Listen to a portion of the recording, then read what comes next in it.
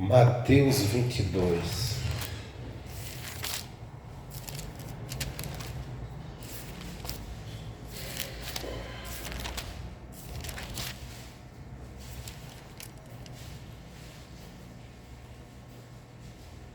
Ou melhor, 24.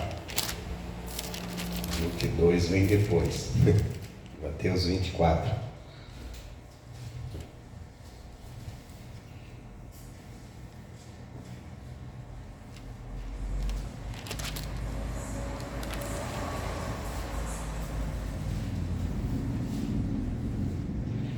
Vinte e quatro, 12. Um versículo bem conhecido.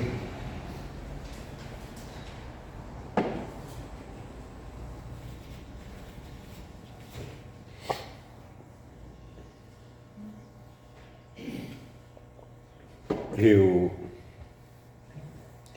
vou tomar o direito de me isolar aqui nesse versículo do texto,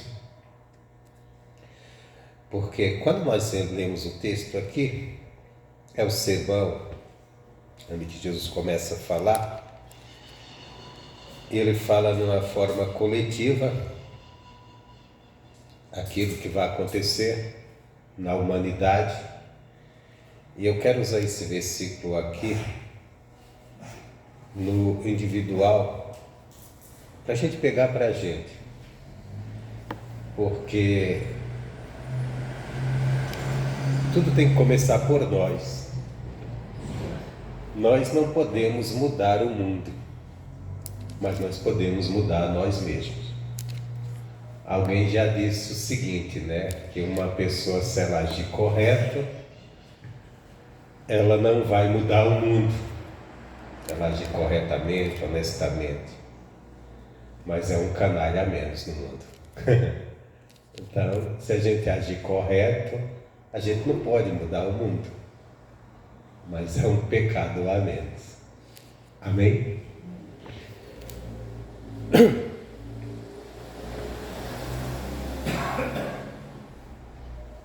Mateus 24, 12, você já conhece bem esse versículo, que Jesus diz assim: e por se multiplicar a iniquidade, o amor de muitos se esfriará. Amém, Jesus?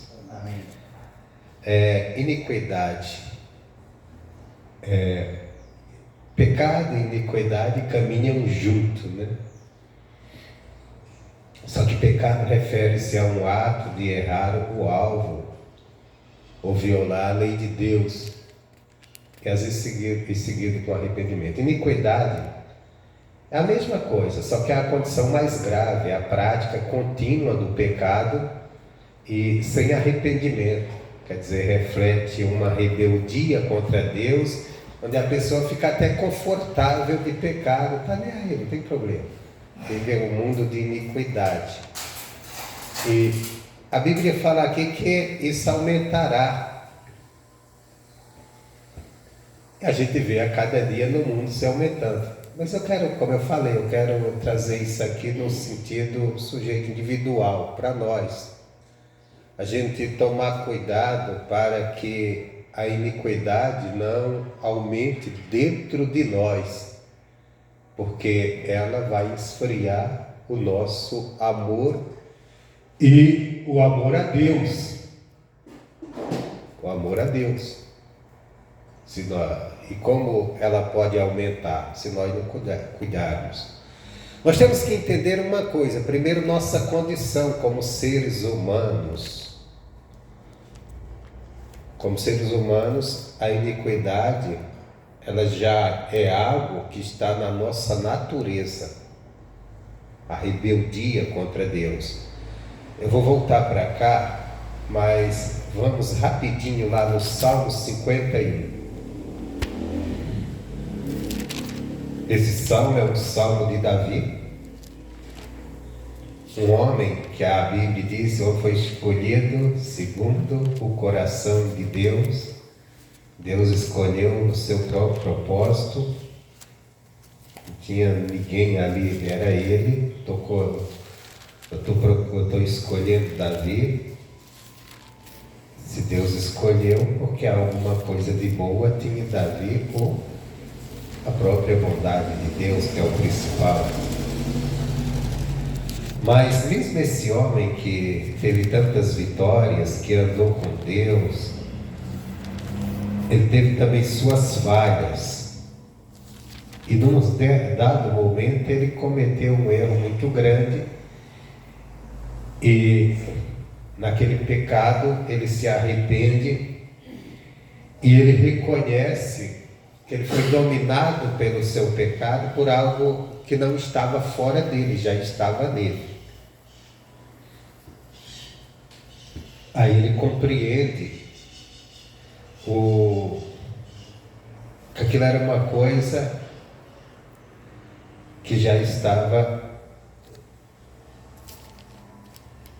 que já acompanhava ele da concepção, que ele diz assim, Salmo 51, versículo 5, ele diz: eis que em iniquidade fui formado, e em pecado me concebeu a minha mãe. Bom, uma criança, um bebê, ele não pecou. Ele não cometeu pecado, tem como, ele não tem ciência de nada, mas a origem dele é pecaminosa. É pecaminosa, vem o pai, a mãe, são seres pecaminosos. Então eu fui concebido em pecado. Então, como sabe aquela frase que diz, né? Filho de peixinho, peixinho é? É assim, a pessoa carrega o DNA.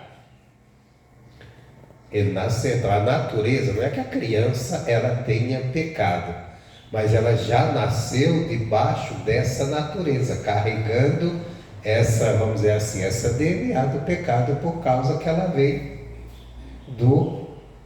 de um casal, quer dizer, pais, mães, que são pecadores também.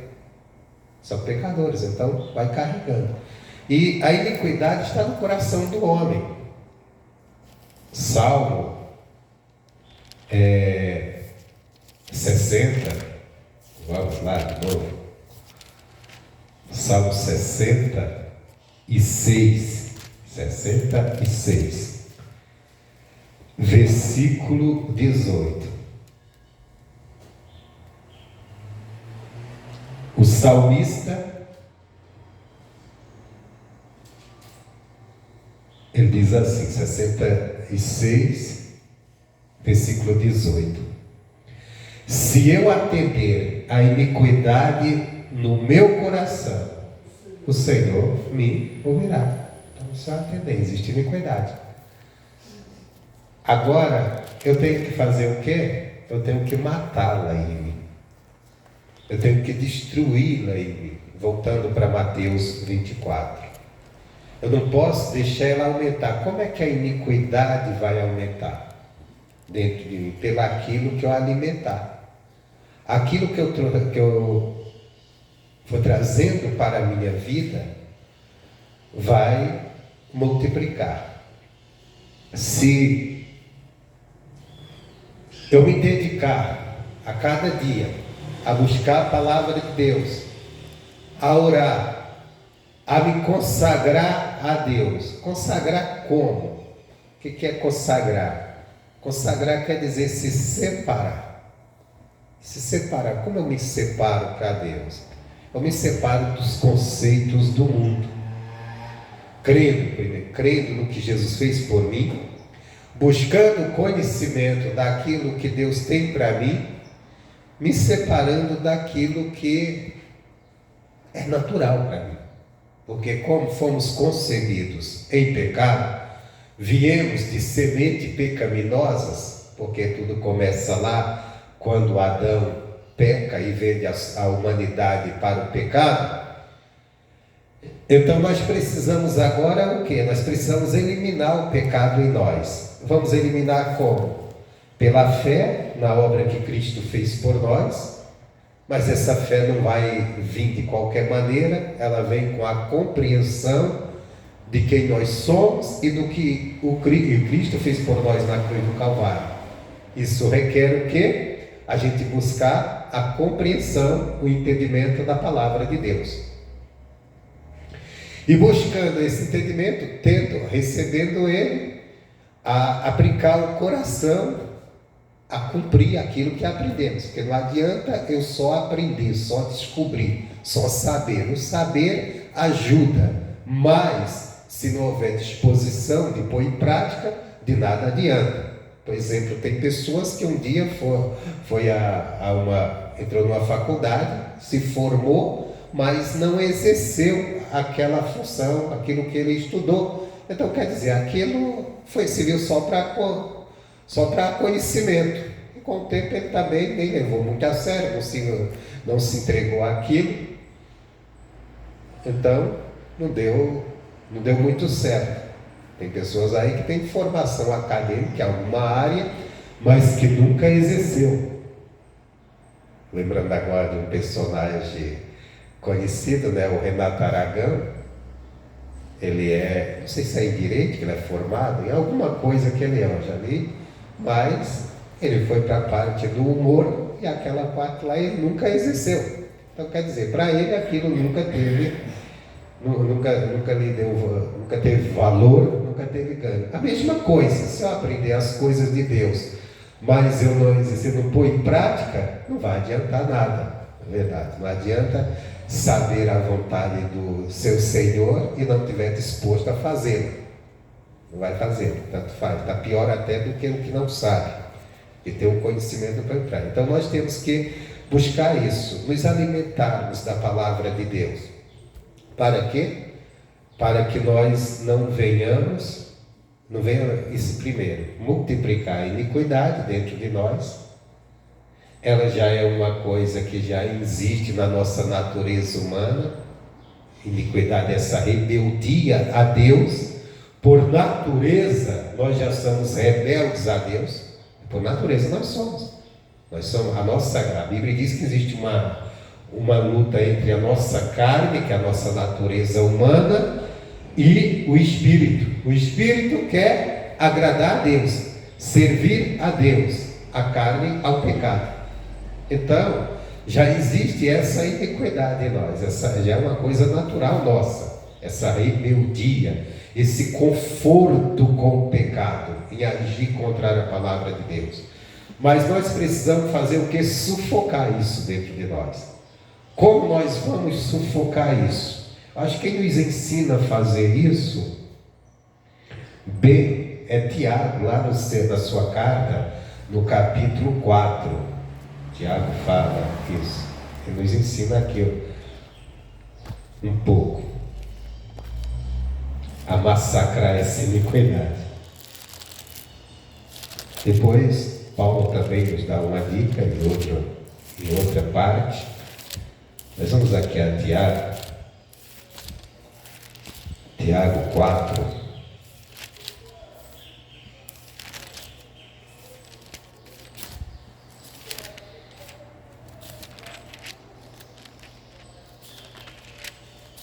Tiago capítulo 4.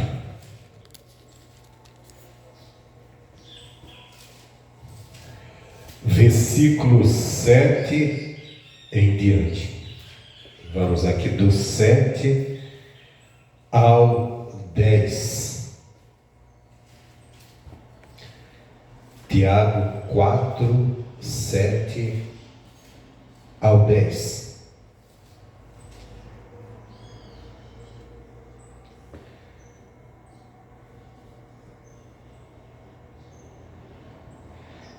Ele diz assim: sujeitai-vos, pois, a Deus, resisti ao diabo e ele fugirá de vós. O pecado, ele é a vontade do diabo. Jesus disse: vós tem por pai o diabo e quer satisfazer a sua vontade. Falou isso para um bando de religiosos. Por quê? Porque não dava crédito à palavra de Deus e aí acabava sendo conduzido pela vontade do próprio diabo, que é que o homem ande em rebeldia contra Deus, ande no pecado. Então, a primeira coisa que nós devemos fazer para sufocar, destruir a rebeldia que há dentro de nós, a iniquidade do nosso coração, nos sujeitando a Deus, nos sujeitando à palavra de Deus, buscando a compreensão, o entendimento da palavra e nos dispondo a obedecê-la, a fazer o que ela nos ensina. Então, sujeitai-vos a Deus e resisti ao diabo, e ele fugirá de vós. O diabo vem sempre tentando nos conduzir ao caminho do erro, nos levar ao caminho do erro.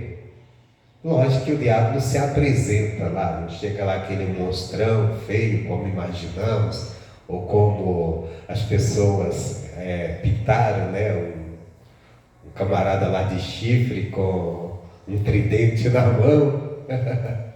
E dizer, eu vim te tentar, eu vim fazer isso. Não, não é isso, não. O diabo, ele vem nos tentar naquilo que nós aprovamos. Lembra lá a tentação, a primeira, com a mulher? Olha, Deus disse para vocês não comerem nenhum fruto do jardim. Não, Deus não disse isso. Deus disse só da árvore que está no meio do jardim. Ele disse, não, pode comer. Aquilo ali, quando você comer, você vai ser igual a Deus, tá? Tem um conhecimento dele. Ele despertou nela a vontade, o desejo, as vontades dela. Ela foi observar aquele fruto e disse, puxa, realmente isso aqui é maravilhoso, é bom, é agradável ver ele, é bonito, e também dá vontade de comer para ter entendimento. Quer dizer, despertou nela essas coisas. O diabo às vezes vem despertando em nós sentimentos, você não percebe, você não sabe, mas vem dentro agindo nas tuas vontades, despertando coisas, sentimentos, coisas que não agradam a Deus, estão em desarmonia com a palavra de Deus. E por isso que nós devemos buscar o entendimento da palavra de Deus, para a gente identificar quando um sentimento, uma vontade, ela não vem de Deus, não tem nada com Deus, pode nos separar de Deus. Como nós vamos identificar isso? Comparando aquela vontade, aquele desejo, com a palavra de Deus. Se eu vejo que na palavra Deus desaprova aquilo, então ali eu tenho certeza, está sendo uma tentação do diabo e eu não vou entrar nisso aqui não. Ou escolho atender à vontade dele, e aí é complicado, né? Porque cai na palavra, vós tem por pai e o diabo quer satisfazer sua vontade. Aí arruma outro pai, né? Quando o nosso pai é Deus. Então, sujeitai-vos, pois, a Deus e resistir ao diabo, ele fugirá. Ele vai tentar, mas se resistirmos, não fazermos o que ele quer, ele vai fugir, porque quanto mais nós nos sujeitarmos a Deus, mais o poder de Deus vai estar sobre nós, mais vamos estar cheios de Deus, e esse poder de Deus dentro de nós, habitando em nós, é arma, é munição contra o diabo. O diabo não vai suportar, então ele vai ter que fugir. Lembra quando Jesus falou da expulsão de demônios? Ele disse assim, quando o espírito maligno é expulso de uma vida, ele usou uma forma figurada de casa, de uma casa, ele sai para lugares desertos, e não encontrando lugar, ele diz, eu vou voltar para casa. E quando ele volta e encontra ela vazia, ele arruma mais outros companheiros dele, e o estado daquele homem torna-se pior do que antes. A pessoa se torna pior, porque se tinha um demônio, agora vai ter um bocado. Mas tudo por quê? Porque o demônio foi expulso, saiu daquela vida, deu umas voltas procurando, disse, vou voltar lá. E quando voltou, encontrou uma pessoa vazia, que não tinha se preenchido com Deus. Vamos dizer, aquela pessoa que chega possessa de um demônio na igreja. Aí o pastor faz a libertação, expulsa, porque o demônio foi embora naquela hora. Mas essa pessoa precisa se preencher de Deus. Se preencher, não está vazio. Casa vazia é morada de demônio. Que aquele demônio vai procurar voltar. E o que vai impedir dele entrar na vida da pessoa? Se ele encontrar aquela pessoa cheia de Deus, cheia do Espírito Santo. E quem vai encher essa pessoa de Deus? O pastor não. Ela mesma. Como? Lógico, o pastor ele tem por obrigação de, não apenas de orar, mas de orientar a pessoa, para a pessoa permanecer com Deus, se preenchendo com a palavra, se enchendo com o poder de Deus. O poder está no Evangelho. Está na compreensão da palavra. A Bíblia diz que o Evangelho de Jesus Cristo é o poder de Deus para a salvação de todo aquele que nele crê. Então a pessoa tem que receber a palavra, entender, crer, se encher. Aí se o diabo volta e encontra uma pessoa cheia da palavra de Deus, cheia da compreensão, cheia da presença de Deus, não tem como ele entrar de volta. Por isso que às vezes você vê pessoas tão velhas dentro da igreja, e toda vez que ora, faz uma oração batidão, a pessoa manifesta, porque ela nunca se encheu, nunca se preencheu. É libertação temporária. Torna-se até pior. Porque o certo é, expulsou o mal, como Jesus expulsou muitos demônios, nós vemos na Bíblia cheio, mas preencher a pessoa com a palavra de Deus, ou melhor, ela se preencher, ela se firmar. É aquela pessoa, estou com demônio, vou na igreja para orar, expulsa esse mal de mim. Eu já peguei pessoas que vêm assim: pastor, está tudo errado, elas estão fazendo, ora por mim, e manifesta mesmo. Só que a pessoa só quer uma oração e ir embora se libertar. Não adianta, não vai adiantar. O que vai libertar uma pessoa, Jesus diz: conhecereis a verdade, e a verdade vos libertará. A verdade é a palavra de Deus. Enquanto a pessoa estiver cheia da palavra de Deus, compreendendo a palavra, crendo na palavra, ela é um escravo de Satanás. E o diabo vai ter como entrar na vida dela, porque ela não tem compreensão, não tem como se defender. E sem a palavra, quem está sem a palavra está sem Deus. Pode ser religioso, pode ser o que for, está sem Deus. E tem pessoas que estão anos dentro da igreja. Eu já vi pessoas que toda hora, parece que tem gente que espera vir um pregador novo. Ela está na igreja, está bem. Aí na hora que vê um pregador, começa aquele batão, manifesta. Aquele demônio nunca sai. Você diz: mas a pessoa tem tanto tempo de igreja, nunca sai esse demônio? Porque ela nunca dá atenção à palavra, ela nunca se deixa se alimentar da palavra, nunca preenche o vazio. O diabo sempre volta e encontra a casa vazia. Na hora que expulsa, fica limpa. Mas a limpeza, a casa está vazia, não tem morador, não tem dono. Tem que ter um dono, o dono é o Espírito Santo. Tem que estar cheio do Espírito Santo, tem que estar cheio do entendimento da palavra, da compreensão da palavra. Então, sujeitai-vos, pois, a Deus, resistiu o diabo e ele fugirá de vós. Como nos sujeitamos a Deus? Obedecendo a sua palavra. Qual é o primeiro caminho para obedecer a palavra de Deus? O primeiro caminho para obedecermos a palavra de Deus é a gente buscar conhecê-la, buscar o conhecimento. Não tem como eu obedecer a palavra se eu não sei, se eu não entendo. É igual o religioso. O religioso está na igreja, seja ele o religioso, seja qual for vamos dizer assim, o segmento religioso que ele esteja. Mas ele está dentro da igreja, ele se sente de Deus por fazer parte de uma igreja, de uma religião, mas sem entendimento da palavra, sem compreensão. Então, não está adiantando nada. Tem que ter a palavra, porque dentro da palavra você vai se sujeitar a Deus. Você não se sujeita a Deus numa religião. Não, eu tenho minha religião. Grande coisa. Nada, serve nada. Eu tenho que ter o entendimento, a compreensão da palavra, para através daquilo que eu entendo, eu vou me sujeitando, me submetendo a Deus através do que eu aprendi. Eu não me sujeito a Deus, eu me sujeito a Deus porque eu sou da igreja há tanto tempo, porque eu sou pastor, sou isso aqui. Não quer dizer nada. Não quer dizer nada. O que quer dizer é eu ter a palavra, aquele que tem a minha palavra, e guardar. Quando falaram para Jesus: a tua família está aí fora, Jesus disse: quem são minha família?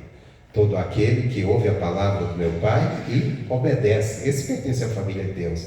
Não é a ligação de sangue, é a obediência à palavra. Porque aqui ele estava falando de pessoal estava falando da família natural, que era Maria e os irmãos de Jesus.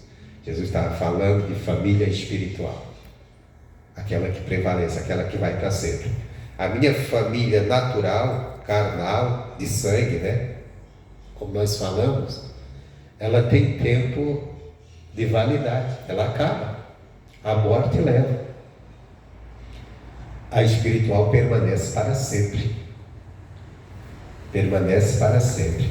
Por isso que a gente tem que andar em reconciliação. A Bíblia diz assim que nós devemos perdoar as afrontas dos irmãos.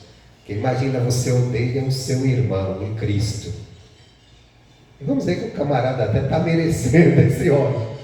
Mas aí o camarada, ele se coloca diante de Deus por causa que errou, pecou, pediu perdão, vai para o céu. Aí você também vai para o céu. Aí você vai chegar lá de cara virada?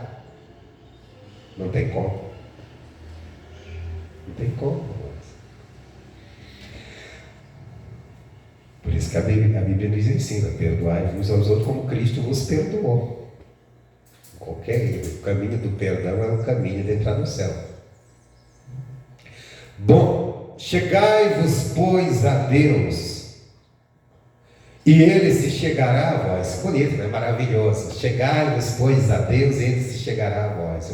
Eu vou buscar Deus na minha vida, eu vou orar, eu vou clamar, eu vou para a igreja, eu vou participar dos cultos, eu vou ter minha vida de comunhão com Deus, porque aí Deus vai se chegar a mim. Quanto mais nós nos aproximarmos de Deus, mais Deus vai se aproximar de nós. E como é que nós chegamos a Deus? Estou na igreja. Eu vou para a igreja. Eu oro. Eu faço minhas orações. Não é só isso não. Olha a sequência do versículo, não é nada agradável. Primeiro é chegarmos a Deus, Ele chegará a vós. Que maravilha! Estamos aqui, estamos chegando a Deus. Só que aí ele diz: limpai as mãos, pecadores, e vós de duplo ânimo, purificai o coração. Limpai as vossas mãos. As nossas mãos representam o quê? Aquela com quem executamos obras. Então, limpar as mãos significa o quê? Façam as coisas corretas. Ajam de uma maneira correta na vida.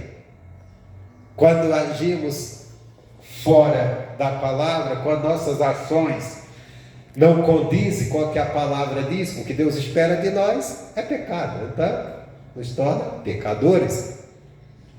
E em seguida ele diz: limpar e voz de duplo ânimo.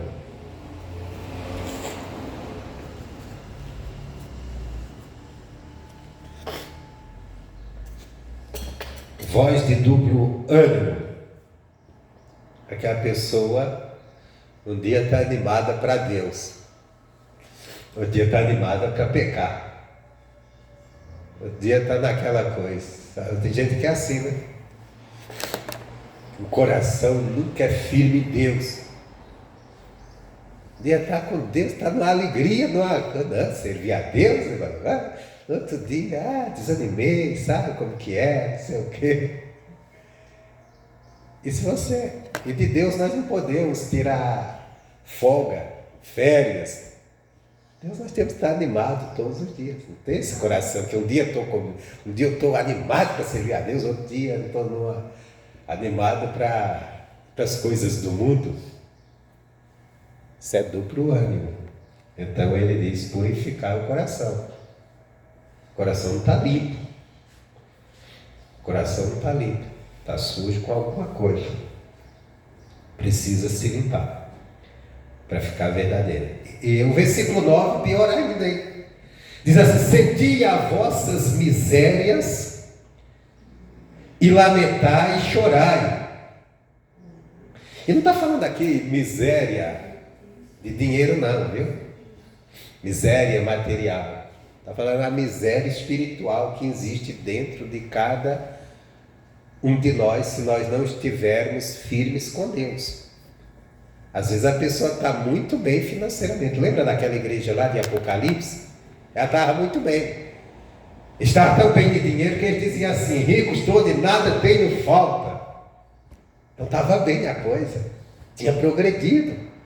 A igreja tinha dinheiro. A igreja tinha dinheiro. Estava bem financeiramente. Estava tão bem que geralmente a gente sempre vê as pessoas reclamando de dinheiro. Ah, não está fácil. Mas naquela igreja não. É rico todo, de nada tenho falta. Aí Jesus disse assim: olha, vocês são os pobres, miseráveis, no céu. Vocês estão uma desgraça. Então venham para mim, venham buscar riqueza em mim, venham comprar riqueza, venham receber um colírio para limpar esses olhos. Não estava bem. Então o Tiago está falando aqui justamente dessa miséria. E ele está falando para quê? Sentir as vossas misérias e lamentar. É a gente olhar para dentro de nós, encontrar as nossas falhas, nossos erros, nossa pequenez espiritual e a gente lamentar aquilo. Lamentar, tem que dizer: meu Deus, eu não quero continuar assim. Eu não quero ser essa pessoa, eu quero mudar. Eu quero crescer espiritualmente. Eu quero ter comunhão com o Senhor, eu quero ter prazer no Senhor. O meu prazer ainda está nas coisas do mundo. Eu ainda eu gasto mais tempo pensando nas coisas materiais, nas coisas do mundo, do que no Senhor. Me preocupo mais com as coisas desse mundo do que com o Senhor. É sentir aquela miséria mesmo que está dentro de nós. E às vezes estamos assim, irmãos, a miséria danada em relação às coisas de Deus, e tão afoitos com as coisas do mundo, tão apercebidos com as coisas do mundo, tão apegados com a coisa do mundo. Nós vemos, e hoje nós vemos uma sociedade, por causa do advento da internet, essa sociedade recebe muita informação, tem informação de tudo, e às vezes os pecadores, com o seu mundo de pecado, eles vêm querendo nos envolver com isso, e o cristão, sem perceber, ele se envolve tanto nisso, e fica afoito naquilo, apegado àquilo, às vezes brigando por questões, por brigas de pecadores, e colocando Deus no meio. E pouco em busca do reino de Deus, pouco desejando o reino de Deus. O Tiago diz assim: ó, sente tuas misérias, lamente elas. Lamente de quê? Diante de quem? De Deus. É quando eu olho para mim e eu vejo minhas limitações, eu vejo quanto eu estou limitado espiritualmente. Porque entenda bem, a nossa condição em Cristo é para ser a melhor, porque a Bíblia diz que a igreja é a coluna da verdade, firmada na verdade de Deus, não na mentira do mundo. Só que às vezes a gente vê a igreja em brigas totalmente mundanas, lutando com as armas do mundo e pouco de Deus. O poder da igreja não é o poder do mundo, da política, de quem quer que seja. O poder da igreja é o poder de Deus. O poder que a igreja tem que se revestir é o poder de Deus. É Deus no coração da igreja. A pátria da igreja não é a pátria aqui. A pátria da igreja é a celestial. A Bíblia diz lá em Hebreus, quando se fala de fé, que os verdadeiros homens de fé, eles viam uma pátria, eles desejavam uma pátria melhor, a celestial, onde o nosso governante está lá. Mas quantas às vezes a igreja está brigando pelo mundo, pelas coisas desse mundo, pelas riquezas desse mundo, mas eu estou brigando com o pecador, quase se matando, em ofensas, em ódio, em tudo. e não está vendo o tamanho da sua miséria. E Tiago está dizendo, ó, lamenta. Lamenta o quanto você é miserável espiritualmente. Tem tristeza por você. Às vezes a gente fica triste porque alguém não nos deu atenção. Ficamos tristes porque perdemos um bem material. Às vezes ficamos tristes por coisa boba, né? Eu tive um prejuízo aqui, eu perdi isso. E fica com a tristeza, mas não tem tristeza pela condição que se encontra, às vezes, tão alheio às coisas de Deus, tão longe de Deus. Deus sendo apenas para nós um segmento religioso, não o Deus que Ele é, Pai. O nosso Pai, que nos comprou por alto preço. Entenda bem que essa carta de Tiago não é para o mundo pecador, ele está falando para a igreja. Porque ele identificou que a igreja estava assim, mergulhada em obras que não deveria. Ele sentir vossas misérias, lamentai, chorai. Converta o vosso riso em pranto e o vosso gozo em quê? A vossa alegria em tristeza. Existem dois tipos de tristeza. Uma boa, outra ruim. Uma que salva, uma que condena. Que isso, pastor? Tristeza não presta. Não, existe uma tristeza boa. Eu vou voltar aqui, mas vamos a tristeza, segundo aos Coríntios, você volta na sua Bíblia, segunda carta aos Coríntios, capítulo 7.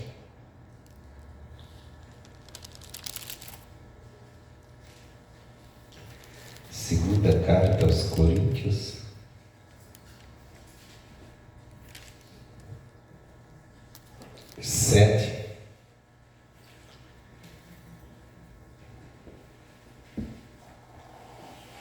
versículo 10.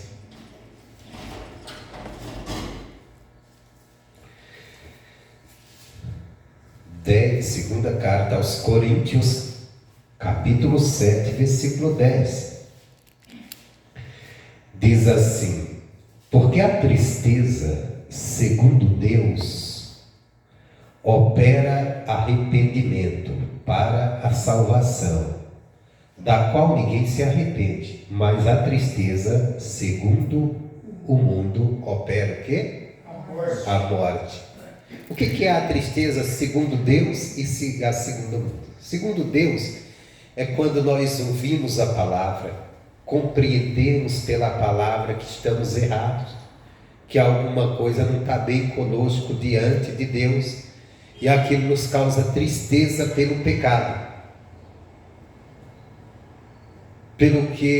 pela vida que eu estou vivendo, que não está de acordo com a palavra de Deus. Essa tristeza vai me levar ao quê? Ao arrependimento. O arrependimento é não apenas aquele sentimento de culpa, porque o sentimento de culpa, a pessoa continua agindo errado, mas se sentindo culpado.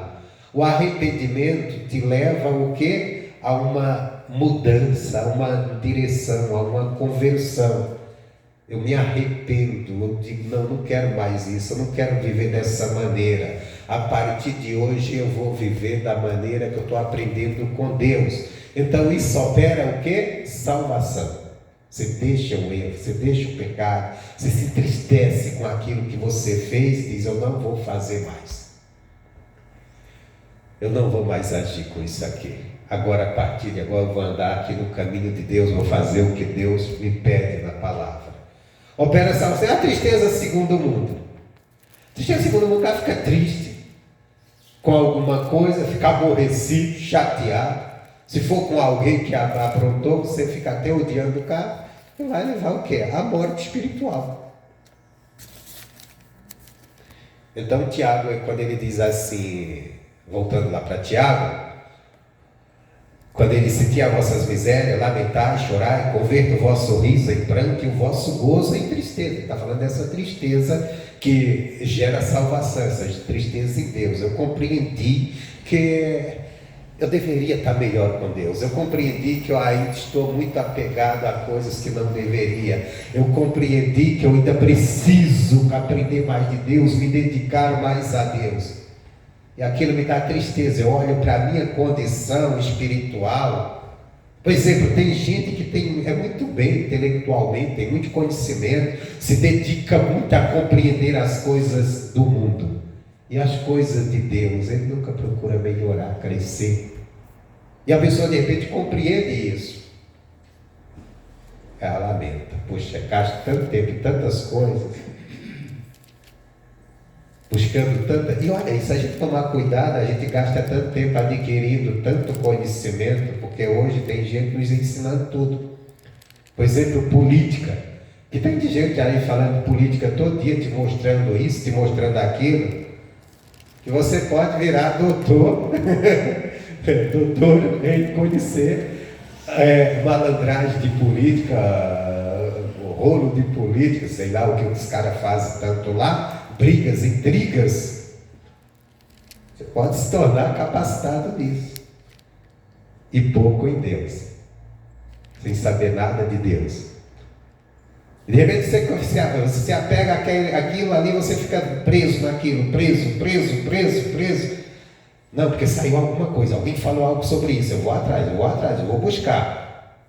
Porque eu preciso entender, eu preciso saber.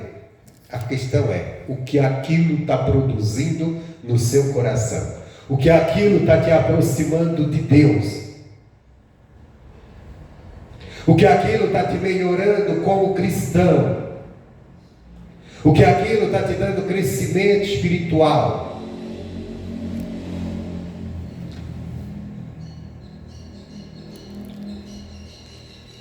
Então eu tenho que olhar a minha condição e ver como estou. Se eu estou rico espiritualmente, rico de conhecimento, de compreensão, ou miserável de compreensão acerca das coisas de Deus, miserável espiritualmente. Se eu me encontro em miséria espiritual e falta de conhecimento das coisas de Deus e muito do mundo, aí é hora de chorar, é hora de ir para os pés de Deus e lamentar. Meu Deus, eu estou mal, eu estou ruim, eu estou péssimo. O Senhor deu a vida por mim e eu não estou correspondendo. O Senhor que é o meu Criador, o Senhor que tem tudo, que pode me ajudar em tudo e tem salvação para mim, eu tenho te desprezado muito, porque eu estou muito apegado às coisas desse mundo. É hora de lamentar, é hora de se entristecer por si mesmo. Não porque está doente, não porque está faltando alguma coisa, ou porque alguém foi injusto com você, mas porque você olhou para você e sentiu, poxa, humanamente espiritualmente eu estou miserável, não sei nada. Estou muito longe daquilo que Deus espera de mim, daquilo que Jesus fez por mim.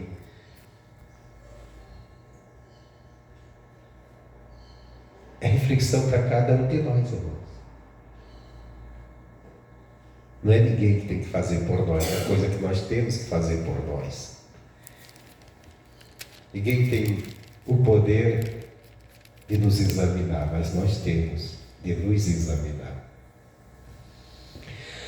E ele continua, humilhai-vos perante o Senhor, e ele vos exaltará. Bom que tem uma solução. Você reconhece, compreende, se humilha e Deus te exalta. E ele vos exaltará. Mas Deus não vai nos exaltar de qualquer maneira. Os discípulos uma vez chegaram diante de Jesus e disseram: Senhor, acrescenta-nos fé. Eles queriam crescer na fé, eles queriam ser cheios de fé. Acrescenta-nos fé, Senhor. E Jesus usou uma parábola para explicar para eles que as coisas não funcionavam desse jeito. Jesus disse assim: olha, se você tiver um servo, ele for trabalhar, E quando ele trabalhou o dia inteiro e voltar, você não vai dizer para ele: senta, come, te alimenta. Primeiro ele vai ter que servir você, para você se alimentar, depois ele se servirá, será servido. O que Jesus estava dizendo ali? Que nós temos um Senhor, e nós temos que servi-lo primeiro para depois ser servido. Nós temos que buscar Ele, buscar a sua palavra, nos envolvermos com Ele, e aí Ele vai também nos exaltar. Mas primeiro tem que nos sujeitarmos a Ele. Amém, Jesus? Então até agora nós só falamos de coisa ruim, de cuidado, né? Está muito ruim, mas vamos falar de amor. Ele disse: nós começamos lá, o aumentar da iniquidade, ela vai esfriar o amor. Se nós deixarmos a iniquidade aumentar no nosso coração, e a iniquidade está aí no mundo, ela está em nós, na nossa natureza humana. Mas nós podemos acabar com essa iniquidade, ou fazer com que ela não se sobressaia no nosso coração. Como? Crescendo em amor. E para começar, a primeira coisa que nós devemos fazer, já podemos se sujeitar a Deus, mas nós precisamos fazer de amor, fazer o que Jesus ensinou em João 14. João 14.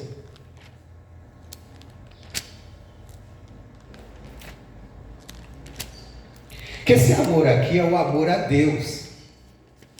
Entendeu? Não é o amor que o mundo conhece, é o amor a Deus, que é o primeiro mandamento, que está em Mateus 22.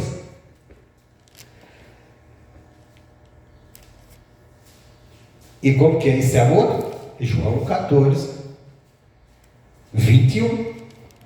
Aquele que tem os meus mandamentos e guarda, este é o que me ama, e aquele que me ama será amado do meu Pai, e eu o amarei e me manifestarei a ele. Amém? Olha só, o que é se manifestar, irmão? É se apresentar. Jesus, ele quer aparecer para nós, não aparecer fisicamente, mas aparecer agindo na nossa vida. Você orar e ver Jesus curar, ver Jesus libertar, ver Jesus fazer maravilhas através da sua oração, através da sua comunhão com Ele. Mas para isso, para Ele se manifestar, Ele está esperando que primeiro nós venhamos o amá-lo. E como é que nós o amamos? Tendo os mandamentos dEle, buscando os mandamentos dEle e guardando, pondo em prática. Pondo em prática. Aí diz: aí eu vou me manifestar. Você vai clamar a mim e vai ver eu agindo. Você vai ver eu operando. Você vai chegar na sua casa e encontrar alguém doente. Você vai chegar em casa hoje e encontrar alguém doente. Esse é um exemplo. Você vai dizer: eu vou orar, e você vai ver Deus curar através da sua oração. Você vai ver Deus abençoar. Você vai ver Deus responder. Você vai clamar e vai ver Ele se manifestando. Só que Ele disse: para isso você tem que me amar. E como você vai me amar? Não abrindo a boca, enchendo o peito e dizendo: eu te amo, Deus. Não. Não é com palavras, é com ação. Aprendendo sobre os mandamentos dEle e vivendo os mandamentos dEle, obedecendo. Cada hora expressa dEle. Faça assim ou não faça assim. Então, aquele que tem os meus mandamentos e os guarda, este é o que me ama, e aquele que me ama será amado do meu Pai, eu o amarei e me manifestarei a ele. Versículo 24, versículo 23.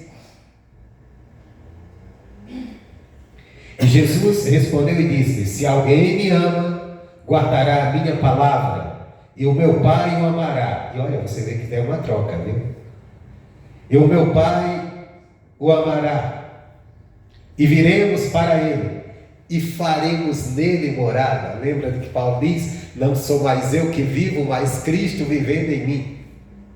Todos nós queremos viver essa palavra, não é verdade? Ah, não sou mais eu que estou vendo, é Cristo que está vivendo em mim.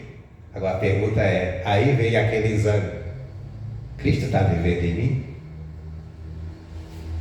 As minhas ações demonstram se Ele está vivendo em mim. Os meus pensamentos, as minhas atitudes, o meu falar. O meu falar é Cristo falando por mim? O meu agir é Cristo agindo por mim? O que eu penso é o que Jesus pensava? Ele está vivendo em mim?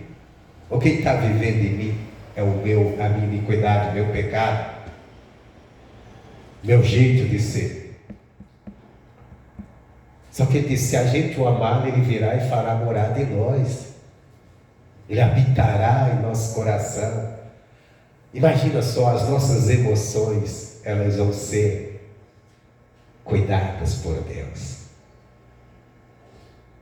Os nossos pensamentos, o nosso ser.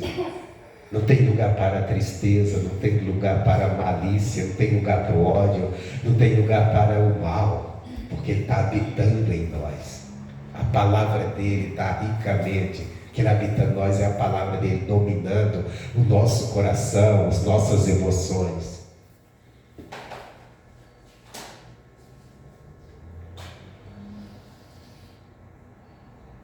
Então aquele que guarda a minha palavra, deixa eu voltar aqui, 23, guardará a minha palavra, que me ama. E o meu Pai o amará, e viremos a Ele, e faremos nele morada. Agora tem o contrário, 24. Quem não me ama, não guarda as minhas palavras. Se eu não estou guardando a palavra de Deus, não quer guardar, quer dizer obedecer, não estou estou fazendo as coisas à minha maneira, porque eu tenho amor próprio, eu sou a mim, não amo a Deus. Quem ama a Deus se renuncia a si mesmo. Então quer dizer, o amor a Deus é a obediência. Quanto mais nós nos dedicarmos a Deus, a obedecer, a congregar, a buscar Deus, a orar, a ler nossa Bíblia, a cuidar do nosso coração em Deus, a obedecer o que Deus nos manda, nós vamos acabar com o quê? Com a iniquidade no nosso coração, e vai crescer esse amor a Deus dentro de nós. Isso vai trazer Deus para dentro de nós. Ele disse: faremos nele morada. O Pai e eu faremos nele morada. Ai, meu irmão, a coisa será outra. Porque nós não vamos olhar para a vida segundo o que o mundo nos mostra. O mundo só está mostrando coisa ruim. Nós vamos olhar para a vida segundo o olhar de Deus. Nós não vamos estar tanto preocupados com esse mundo, porque nós vamos ter certeza que a nossa pátria já está garantida. Porque Jesus disse: o meu reino não é desse mundo. Eu já tenho reino. Não estou preocupado, brigando por esse mundo. Quando eu vejo os cristãos brigando muito por esse mundo, eu estou dizendo que eles não entenderam de qual reino ele pertence, ou não estão pertencendo ainda o reino que deveria. Porque Jesus, quando ele estava sendo preso, ele ia sendo todo mundo acusando injustamente, e o governador disse para ele assim: ó, estão vendo o que dizem contra ti, e tu não fala nada, tu não te defendes. E Jesus olhou para ele e disse: ó, o meu reino não é desse mundo. Se fosse um bocado de gente brigando por mim, e você pode ver que quem tem o reino nesse mundo tem um bocado de gente dele brigando por ele. A gente vê isso muito bem no nosso país, na política, né? Aqueles que têm um comando, são líderes de alguém, tem um bocado de gente brigando por eles. E o pior, tem uns bem pequenininhos brigando e capaz de até, se for possível, pegar em água. Só que de Deus,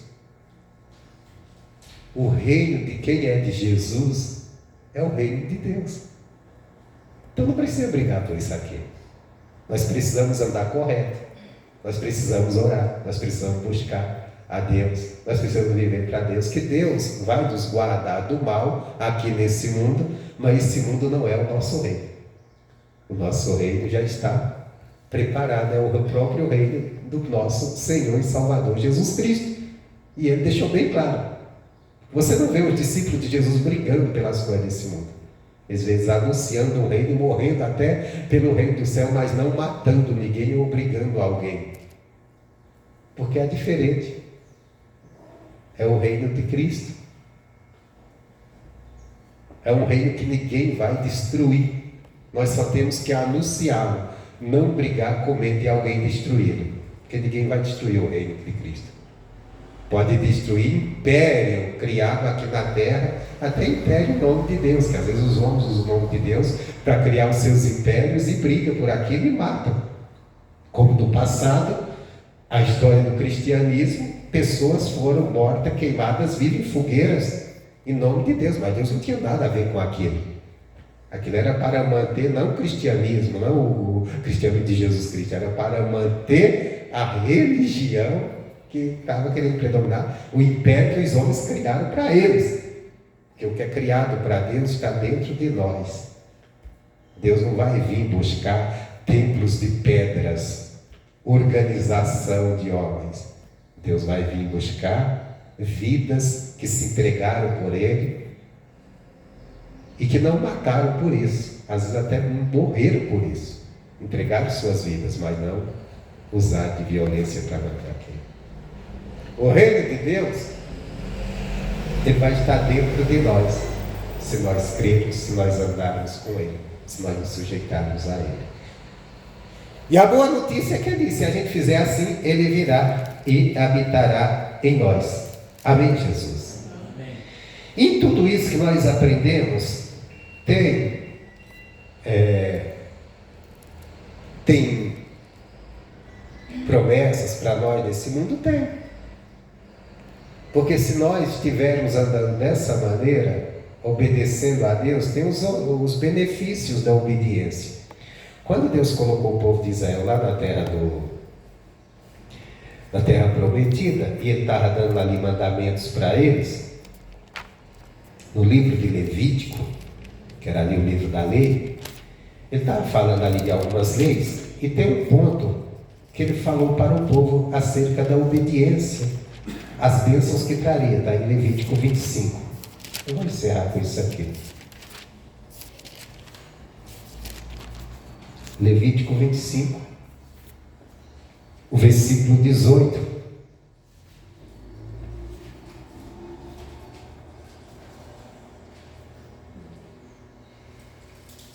Que ele diz assim, 25, 18. Ele diz: fazei os meus estatutos, guardai os meus juízos e fazei-os, assim habitareis seguros na terra, e a terra dará o seu fruto, e comereis a fartar, e nela habitareis seguro. Segurança e prosperidade, se obedecer. Então o primeiro caminho que nós devemos é cuidar do nosso coração, para que a iniquidade não venha aumentar, não venha crescer dentro de nós e venha esfriar o nosso amor a Deus, o nosso amor à Sua palavra. Fazendo isso, nós podemos obedecer aquela palavra também que Paulo diz assim, revestivos do amor, que é o vínculo da perfeição. Está lá em Colossenses,